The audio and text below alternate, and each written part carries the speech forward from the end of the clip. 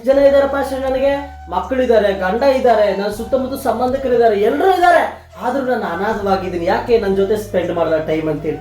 ಇವತ್ತು ಬಾಂಧವ್ಯಗಳು ಸಂಬಂಧಗಳು ಹೇಗಾಗಿದೆ ಅಂತಂದ್ರೆ ಅವರವರ ಪ್ರಪಂಚನ ಓದೋದು ಕ್ರಿಯೇಟ್ ಮಾಡ್ಕೊಂಡು ಅವರ ಸಹವಾಸ ಸಂಬಂಧಗಳು ಮನೆಯವರಿಗಿಂತ ಹೊರಗಡೆ ಜನಗಳ ಜೊತೆ ಜಾಸ್ತಿ. ಲೋಕದಲ್ಲಿರುವಂತ ವ್ಯಕ್ತಿಗಳು, ಲೋಕದ ವ್ಯಕ್ತಿತ್ವಗಳು, ಲೋಕದ ಆಡಂಬರ ಅಲ್ವಾ, ಇಂಥವುಗಳು ಬಹಳಷ್ಟು ಟೈಮ್ ಸ್ಪೆಂಡ್ ಮಾಡ್ತಾರೆ. ಮನೆಗೆ ಬಂದಾಗ ಅವ್ರು ಟೈಮ್ ಕೊಡೋಕೆ ಆಗ್ತಿಲ್ಲ ತಮ್ಮ ಸ್ವಂತದವರಿಗೆ. ಇನ್ನೆಷ್ಟು ಸಂಪಾದನೆ ಮಾಡಿದ್ರೆ ಅನ್ನೋದು ವಿಷಯ ಅಲ್ಲ, ನಿನ್ನ ಮನೆಗೆ ಬಂದಾಗ 4 ಮಾತಾಡ್ಲಿಕ್ಕೆ ನೀನು ರೆಡಿ ಆಗಿರ್ಬೇಕು ಯಾವತ್ತು. ಯಾಕಂದ್ರೆ ಲೋನ್ಲಿನೆಸ್ ಬಹಳ ಡೇಂಜರ್. ಡಿಪ್ರೆಷನ್ಗೆ ಹೋಗ್ತಾರೆ. ಲೋನ್ಲಿನೆಸ್ ಇಂದ ಡಿಪ್ರೆಷನ್ಗೆ ಹೋದಂತ ಅನೇಕ ಜನಗಳು ಸಮಾಧಾನವಿಲ್ಲದೆ ಸೂಸೈಡ್ ವರೆಗೂ ಹೋಗ್ತಿರ್ತಾರೆ. ನಾವು ಸಮಯ ನಮ್ಮ ಕುಟುಂಬದಲ್ಲಿ ಕೊಟ್ಕೊಳ್ಬೇಕು. ಗಂಡ ಹೆಂಡತಿ ಕೊಟ್ಕೋಬೇಕು, ತಂದೆ ತಾಯಿಗಳು ಕೊಟ್ಕೋಬೇಕು, ಮಕ್ಕಳ ನಿಮಿತ್ತವಾಗಿ ಮಕ್ಕಳು ತಂದೆ ತಾಯಿಗಳಿಗೂ ಆ ಸಮಯವನ್ನು ಕೊಡಬೇಕು.